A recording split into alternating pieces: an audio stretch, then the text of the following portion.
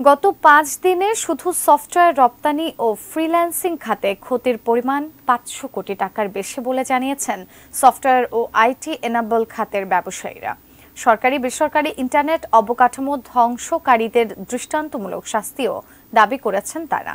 মঙ্গলবার বিকেলে ঢাকায় একটি হোটেলে আয়োজিত বৈঠক শেষে সফটওয়্যার ব্যবসায়ীদের সংগঠন বেসিস সভাপতি রাসেল টি আহমেদ এসব দাবি তুলে ধরেন। তিনি বলেন, সময় মতো অর্ডার সরবরাহ করতে না পারায় ইতোমধ্যে বহু ফ্রিল্যান্সার কাজ হারিয়েছেন। বিদেশি ক্রেতাদের মধ্যে তৈরি হয়েছে আস্থার সংকট, ফলে নিশ্চিতভাবেই কাজ হারাবেন আরও অনেক মানুষ। আমাদের রপ্তানিমুখী সেবা একটা বিশাল ধাক্কা খেয়েছে। কারণটা হচ্ছে অন্যান্য সেবার মতো আমাদের সেবাটা ভিন্ন কোথায়? আমাদের যে সেবাটা আমরা দেই সেই সেবাটা আসলে minute by minute, hour by hour life line connected থাকতে হয়। তো যার কারণে every second down time is a loss for us.